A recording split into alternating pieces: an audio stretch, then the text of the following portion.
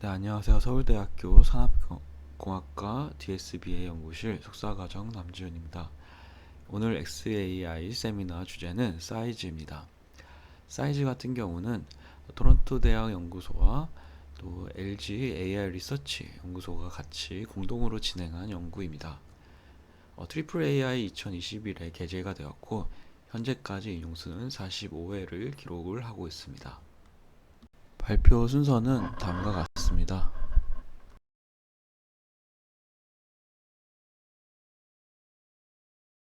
네, 그러면 백그라운드로 캠 베이스드 모델을 살펴보도록 하겠습니다. 캠이라는 것은 클래스 액티베이션 맵의 약자입니다. 데이터를 판단하는 데 필요한 정보가 응집되었다고 판단되는 이 컨볼루션 레이어의 마지막 층을 사용해서 픽처 맵을 추출하는 방식이 되겠습니다. 대표 모델로는 캠 베이스 모델과 그래드 캠, 그래드 스코어 캠 등이 있으며 이러한 방식들은 초창기의 캠 모델의 단점을 극복하고자 이렇게 많은 연구들이 진행되었었습니다. 하지만 근본적으로 갖고 있던 캠 베이스드 모델에 문제가 있었는데요. 먼저 이 캠 베이스는 마지막 레이어를 사용하기 때문에 다운 샘플링이 된 레이어를 추출할 수밖에 없고 그로 인해서 해상도가 낮은 즉 코어스한 피처 맵을 생성할 수밖에 없다는 문제점이 있습니다. 또 하나 문제는 이렇게 다운 샘플링 된 피처들을 원본 이미지와 동일한 크기로 다시 업 샘플링을 하는 작업이 필요합니다. 이렇게 되는 이런 작업이 진행되면서 중요한 특징이 원래 위치에서 벗어나거나 아니면 그 잘못된 위치로 이동하는 또 얼라이먼트 문제나 디스토션의 문제가 발생이 될 수 있습니다. 네, 그 다음 소개해드릴 모델은 백프로퍼게이션 베이스드 모델입니다. 이 백프로퍼게이션 베이스드 모델은 이미지의 각 픽셀이 출력에 어느 정도 영향을 미치는지를 그레디언트 값으로 측정하여 그 측정된 값으로 픽처 맵을 형성하는 모델입니다. 대표적인 모델로는 인테그레이티드 그레디언트와 풀 그레디언트 등이 있습니다. 하지만 이러한 백프로퍼게이션 베이스드 모델에도 두 가지의 문제점이 있는데요. 먼저 이 모델은 픽셀 단위의 중요도를 제공하고는 있지만 그 픽셀들이 그 주변의 픽셀들과 어떻게 조화를 이루고 있는지 또한 그러한 조화가 얼마나 중요한지를 알려주질 못하고요. 또 사람이 보통 어떤 사물이나 이미지를 인식할 때 객체 단위로 인식하는 경우가 많은데 그런 객체 단위의 설명을 제공해 주지 못하는 문제점이 하나 있고요.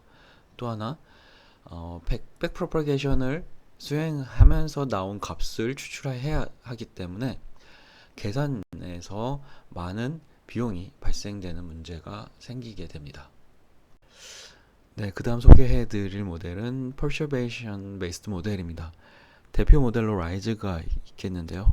오늘 소개해드릴 사이즈 모델이 또 이제 퍼셔베이션 베이스드 모델로서 이 라이즈 기반으로 이제 라이즈 모델을 모티브한 연구라고 보실 수가 있겠습니다.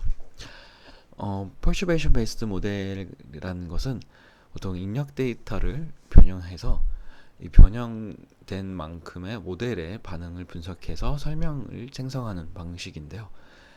이 라이즈 같은 경우는 랜덤하게 샘플링한 마스크를 사용해서 strong approximation을 생성하는 방법이 되겠습니다.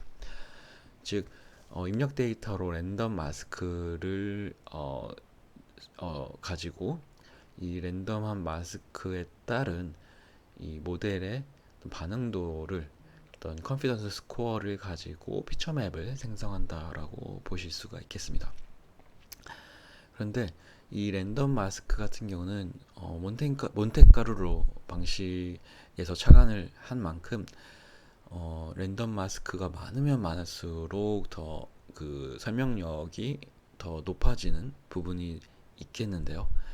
그만큼 랜덤 마스크가 많이 필요하고 또 그만큼의 계산량이 필요하게 됩니다. VGG 모델 같은 경우는 랜덤 마스크가 4,000개, 레지는 50 같은 경우는 랜덤 마스크가 8,000개가 필요하다라고 논문에서 언급을 하고 있습니다. 또한 이 랜덤성에 영향을 받기 때문에 이 랜덤 마스크가 어떤지에 따라서 이 모델 변화도가 다르게 되는데, 그로 인해서 일관성이 부족한 부분이 생기게 됩니다.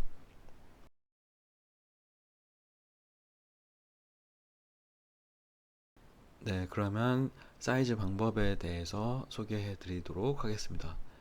앞서 백그라운드에서 말씀드린 것처럼 기존 연구는 랜덤 마스크를 사용해서 결과가 일정하지 않거나 업스케일링 시 노이즈로 인한 품질 저하, 그리고 수많은 계산이 필요함으로써 높은 연산 비용 발생 등의 문제점을 보실 수가 있었습니다. 이러한 문제점들을 극복하기 위해서 사이즈는 다음과 같은 방법을 제안을 하고 있습니다.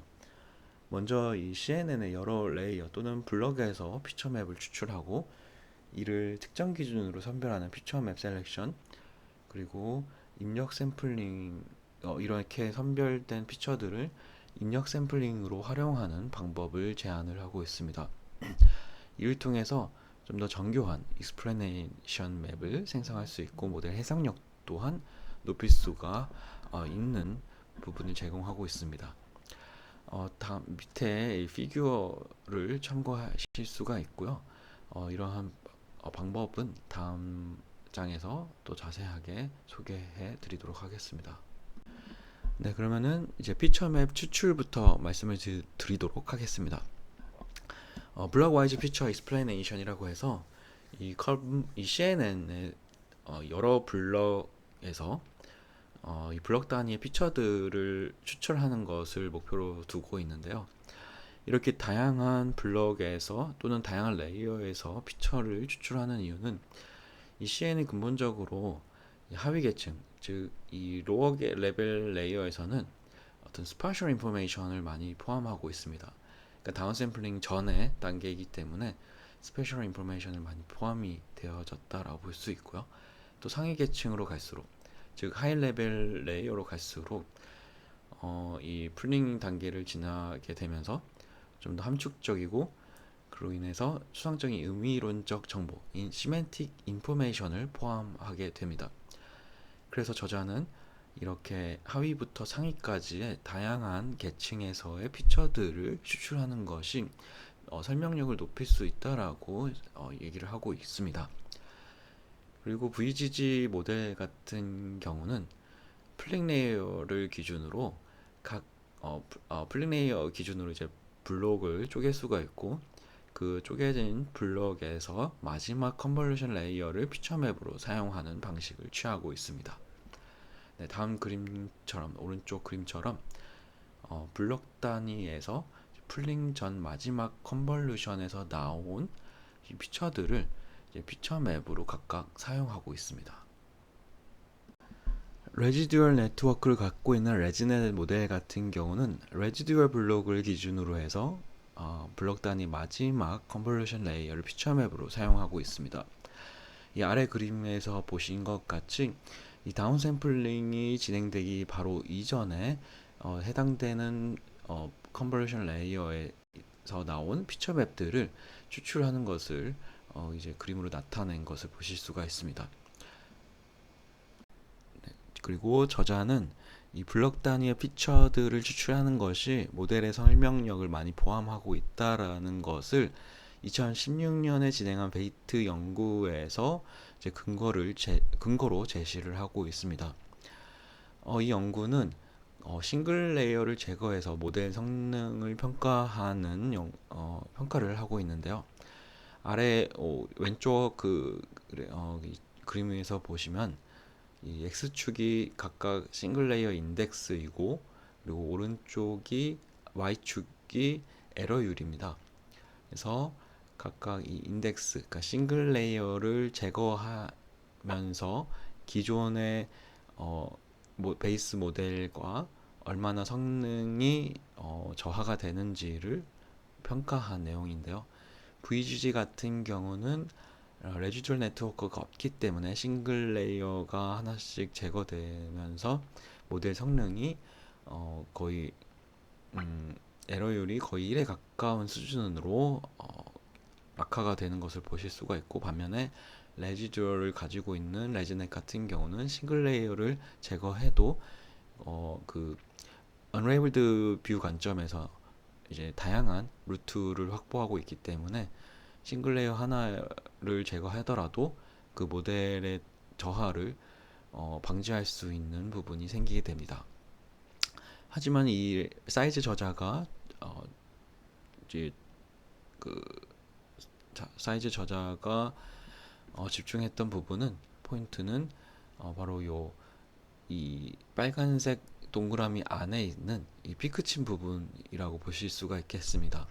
이 피크친 부분은 이제 레지넷에서 다운 샘플링이 진행된 레이어라고 보실 수가 있고요.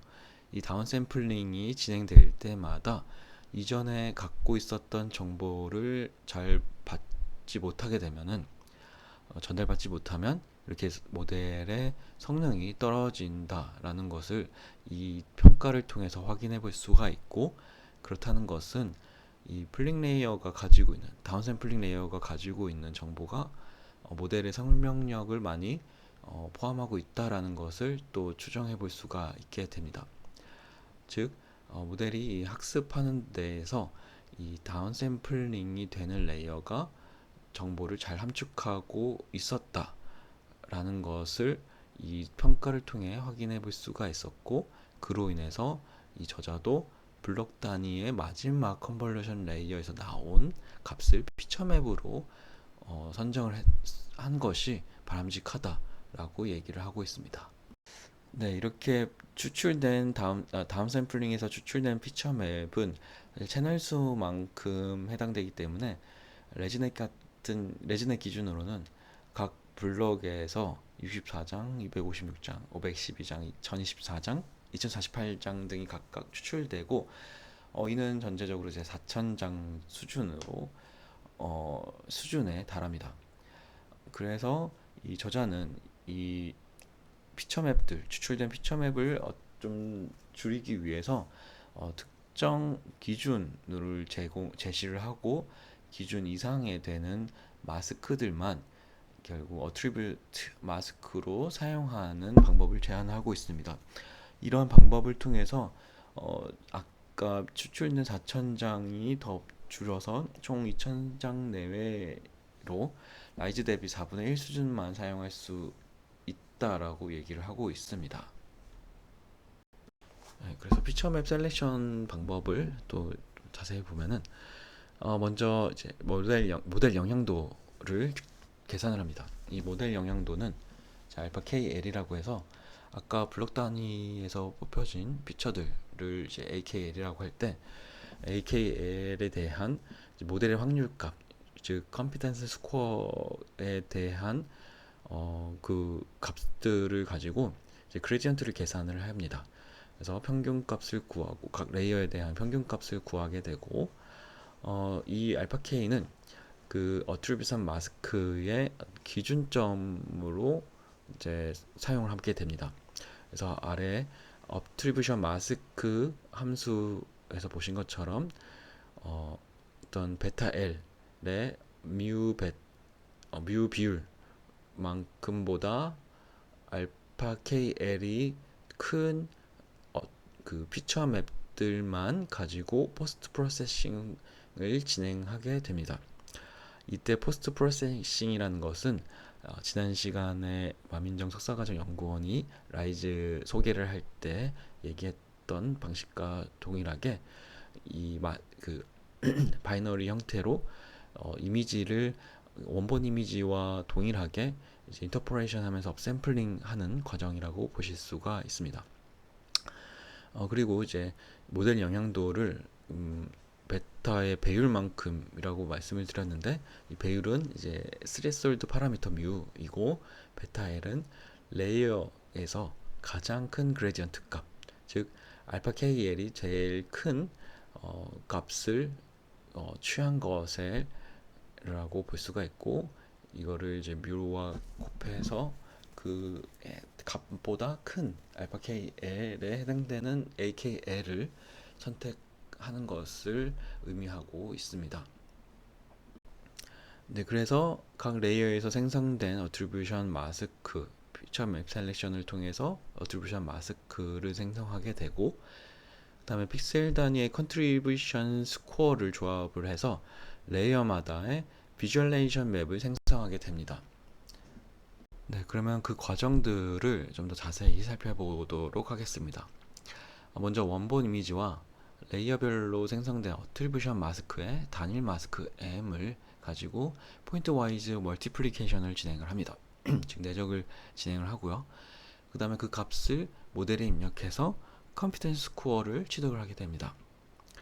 그리고 이때 활성화된 픽셀량, 즉 마스크드가 이제 1이라고 1 값을 가지고 있을 때 이 1 값이 활성화가 많이 되면은 약간 마스킹된 객체가 많다라고 하면은 그만큼 사이즈가 많아지게 됩니다. 그래서 그런 편중을 줄이기 위해서 그냥 노멀라이징 하기 위해서 컨트리뷰션 인덱스를 추가하게 됩니다. 그래서 CM이라는 어떤 그 인덱스를 추가해서 각 픽셀별 중요도를 반영한 레이어별 비주얼레이션 맵을 계산하게 됩니다. 그래서 맨 마지막에 수식처럼 컴퓨턴스 스코어와 이제 그 노멀라이징을 진행해서 각 블록, 각 레이어마다의 평균 값을 가지고 비주얼라이제이션 맵을 생성하게 됩니다. 네, 그 다음 단계는 이제 퓨전 모듈입니다. 예, 퓨전 모듈은 아까 그 블록 단위, 레이어 단위에서 뽑혀진 비주얼라이제이션 맵을 캐스케이드 퓨전을 사용해서 통합하는 과정입니다. 이렇게 캐스케이드 퓨전으로 통합하는 이유는 먼저 이제 이 블럭에서 뽑혀진 이미지들의 특징을 보면 알 수가 있는데요. 먼저 하단 레이어, 즉 첫 번째 블럭에서 뽑혀진 비주얼라이제이션 맵은 이 아래 그림처럼 높은 해상도를 갖는 데 비해 노이즈가 많을 수가 있고요. 반면 상단 레이어, 즉 다섯 번째 블럭에서 뽑혀진 피처 같은 경우는 해상도는 낮지만 노이즈가 적을 수가 있습니다. 그래서 이 퓨전 모듈을 통해서 공통 퓨처는 가중시키고 노이즈는 제거할 수 있도록 설계를 하게 됩니다. 그래서 이 그림을 따라서 설명을 드리면 먼저 첫 번째 블록과 두 번째 블록을 언웨이티드 에디션을 진행을 하고요. 그리고 두 번째 블록은 오추 베이스 바이너리제이션을 진행을 합니다. 보통 바이너리제이션이라는 것은 두 개의 분포를 가지고 있는 클래스들을 어떤 특정 임계점으로 나눠서 더욱더 극대화하는 것을 의미하는데, 오추 베이스드 바이너리제이션 같은 경우 이 임계점을 분포도를 여러 가지 명암 분포들을 구해서 가장 균일할 때에 임계값을 선정해서 바이너레이션을 한다라고 보면 되겠는데요. 이런 오추 베이스드 바이너레이션을 진행한 두 번째 블록과 아까 블록 1과 블록 2의 언웨이티드 에디션 한 피처와 포인트 와이즈 멀티플리케이션을 진행하고 세 번째 블록, 네 번째 블록, 다섯 번째 블록도 동일한 방식으로 계속 통합을 하면서 최종적으로 사이즈 익스플레네이션 맵을 산출하게 됩니다.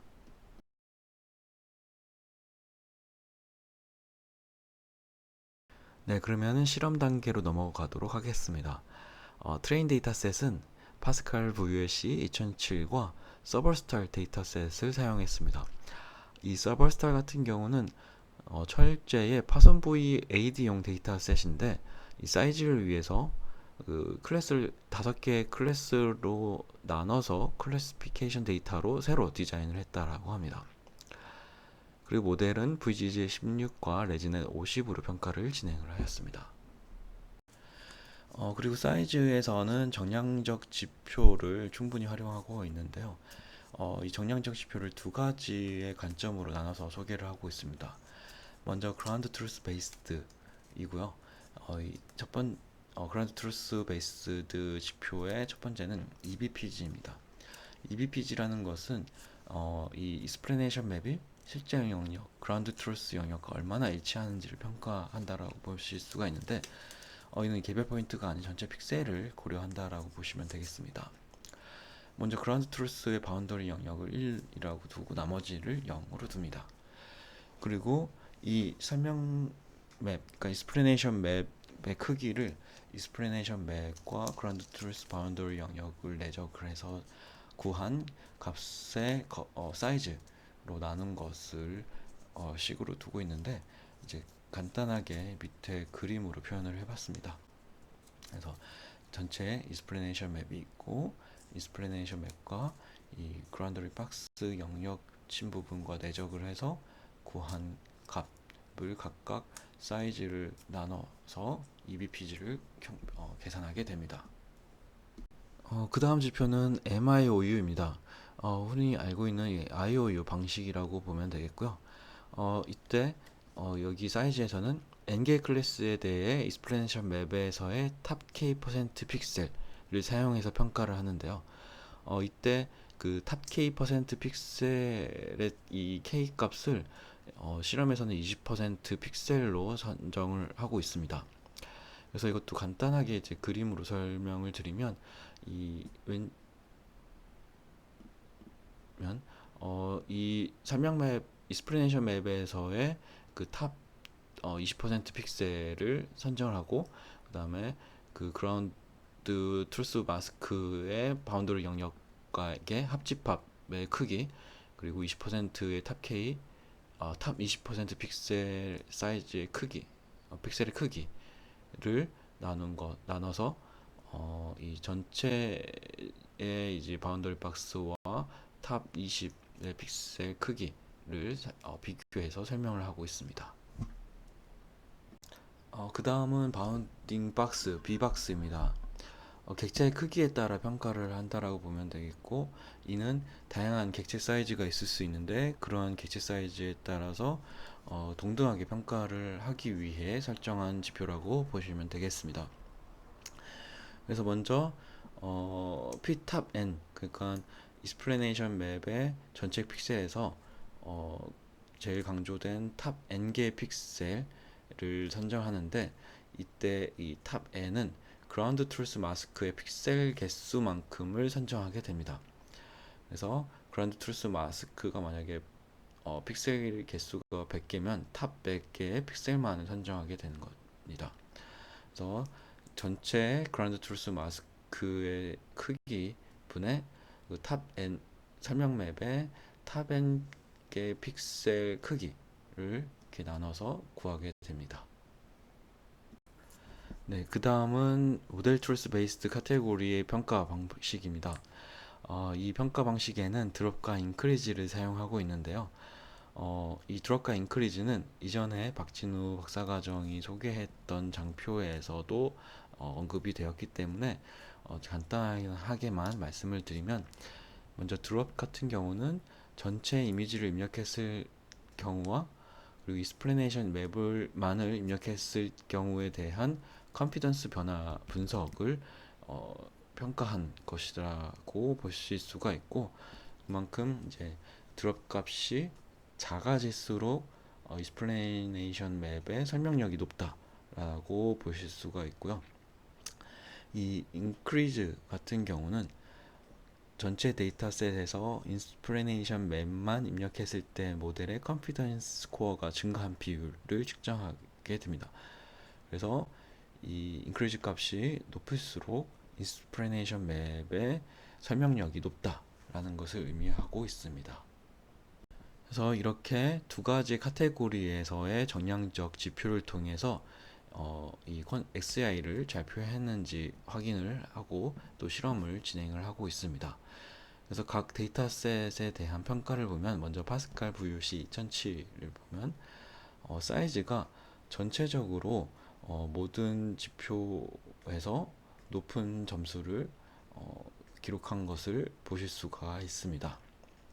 또한 서버스타에서도 사이즈가 제일 높은 평가를 기록한 것을 보실 수가 있고요. 특히 서버스타 같은 경우는 객체 단위로 이 라벨링이 되어 있지 않기 때문에 드롭과 인크리즈만을 가지고 평가를 진행을 하였습니다. 그 다음은 정성적 지표입니다. XA를 시각화해서 모델 간 비교를 한 평가인데요. 전체적으로 봤을 때 사이즈가 특정 객체를 잘 지목을 하고 있음을 보실 수가 있고, 특별히 작은 객체에 대해서도 더 정확한 설명을 제공할 수 있는 능력이 있음을 확인해 볼 수가 있습니다. 특히 이 그림에서 왼쪽에서 이제 펄슨에 대해서 또는 트레인에 대해서 또는 TV 모니터에 대해서 더욱더 명확하게 이 객체를 지정한 것을 보실 수가 있고, 이 피규어 8번에 오른쪽에 보신 것도 이제 서버스타에 대해서도, 즉 산업 데이터에 대해서도 좀 더 정확하게 객체를 지정한 것을 확인해 볼 수가 있습니다. 그리고 오른쪽 아래에 피규어 7번을 보시면 라이즈 대비해서 사이즈가 어떤 멀티프라임 클래스에 대해서도 잘 지목을 하고 있는 것을 확인해 볼 수가 있겠습니다. 네, 그러면 어블레이션 스터디를 알아보도록 하겠습니다. 먼저 어트리뷰션 맵을 생성하는 과정에서의 이 스레스홀드 파라미터 뮤를 뮤의 영향성을 평가하는데요. 이 테이블 6번에서 보신 것처럼 뮤가 증가할수록 이 런타임이 확연하게 줄어드는 것은 확인해 볼 수가 있지만, 왜냐면 이제 뮤가 증가할수록 어트리뷰션 맵 셀렉션이 이제 줄어들기 때문에 런타임의 속도가 줄어들지만, 그만큼 이 설명 맵의 품질이 저하되는 것을 지표로서 확인해 볼 수가 있습니다. 즉, 이 뮤에 따른 이 속도와 설명 맵의 품질 간의 이제 트레이드 오프 관계가 성립된다라고 볼 수가 있겠습니다. 그래서 이 전체적인 베이스라인의 모델 평가는 뮤를 이제 디폴트로 0으로 놓고 평가를 진행을 하긴 했지만, 이 논문에서 저자가 언급하는 부분은 이제 어떤 도메인에 따라서 런타임이 중요할 수도 있고 품질이 중요할 수 있기 때문에 이 뮤 값을 통해서 이러한 부분들을 이제 최적화할 수 있다라고 언급을 하고 있습니다. 그 다음 실험은 세너티 체크입니다. 이 세너티 체크라는 것은 이 스프레네이션 퀄리티를 신뢰할 수 있는지를 검증하는 단계라고 볼 수가 있습니다. 즉, 모델의 실제 예측 근거를 가지고 반영한 건지 아니면 시각적 패턴에 의존하는지를 평가한다라고 보실 수가 있겠습니다. 총 두 가지를 실험을 진행했는데요. 첫 번째는 이제 모델 파라미터 변경 후의 설명 비교입니다. 모델의 파라미터를 랜덤하게 변경하게 되는 실험인데요. 이 아래 그림에서 보신 것처럼 이제 로짓 단계에서부터 컨버전 28번째 그리고 컨버전 2번째까지 점차적으로 파라미터의 모델 파라미터를 랜덤하게 변경을 해서 이 피처 맵을 확인을 해본 결과입니다. 보신 것처럼 이제 로짓 단계부터 컨버전 2까지 점차 파라미터의 랜덤성이 증가될수록 이 피처 맵이 점점 이 설명력을 잃어간다는 것을 보실 수가 있습니다. 즉, 모델의 예측과 그 모델의 예측에 대해 의존해서 이 설명력을 제공한다라는 것을 확인해 볼 수가 있는 실험이었습니다. 두 번째 스너티 체크는 트레인드 모델과 언트레인드 모델 결과값의 비교입니다. 먼저 이 트레인드 VGC16 모델에서는 사이즈가 모델의 영향을 준 영역을 명확하게 시각화한 것을 보실 수가 있고요. 반면에 이 맨 오른쪽에 있는 언트레인드 모델에서는 설명 맵이 충분히 설명력을 제공하지 못하는 것을 보실 수가 있습니다. 이를 통해서 이 사이즈의 이 익스포넨셜 맵이 어떤 단순하게 특징이 많이 포함된 어떤 피처드 리지언을 강조한 것이 아니라 실제 모델에서 기여한 영역, 즉 어트리뷰트 리전을 선정한 것을 입증했다라고 볼 수가 있는 결과였습니다. 네, 그 다음은 컴플렉시티 평가입니다. 이는 기존의 XAA 방법들과의 런타임을 비교한 실험 결과인데요. 맨 아래에서 보신 것 같이 사이즈 물론 이제 라이즈 대비해서는 상당히 많은 그 런타임을 줄였다는 것을 확인해 볼 수가 있는데, 이 캠이나 또 인테그레이트 그레디언트와 방법과 비교해 보면은 그렇게 많은 시간을 줄였다라고 볼 수는 없는 좀 어떤 정도의 수준이라고 확인을 해볼 수가 있습니다.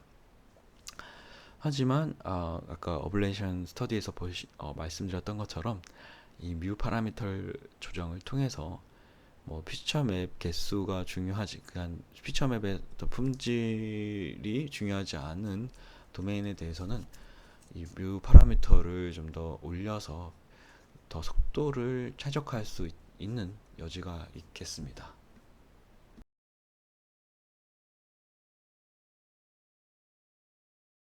네, 그러면 결론입니다. 사이즈는 중간 레이어까지 사용해서 피처맵과 어트리뷰션 베이스드 인풋 샘플링을 적용해서 기존 XA 방식보다 높은 해상도와 작은 객체에 대한 정확도 높은 검출 능력을 확보할 수 있었습니다. 그래서 기존 XA 모델들이 가지고 있던 업스케일링에 따른 왜곡 현상, 낮은 해상도, 그리고 해석력 부족, 랜덤 마스크를 사용함으로써 생기는 문제점들, 그리고 높은 연상률 문제 등을 극복할 수가 있었습니다. 또한 정량적 지표를 충분히 활용하여 XI 모델로서 충분히 입증하고자 했던 노력들은 매우 특징적이라고 볼 수가 있었습니다. 또 하나, 산업용 데이터인 서버스타 스틸 데이터셋 평가도 이를 통해서 평가를 진행을 함으로써 이 사이즈 모델이 산업 현장에서도 적용을 할 수 있는 가능성을 확인시켜 주기도 하였습니다. 이후에 이 어트리뷰션 마스크 필터링을 최적화하는 아다 사이즈나 피처맵을 압축하여 연산량을 줄이는 SC 사이즈 등의 방법론 등이 소개가 되면서 아까 그 스레솔드 파라미터에 따른 전 트레이드오프 관계들을 극복하는 데에 많은 연구들이 진행되고 있다는 것이 매우 좀 흥미로웠습니다. 이것을 네, 그래서 이로써 오늘 논문 그 사이즈 발표는 이것으로 마치도록 하겠습니다. 감사합니다.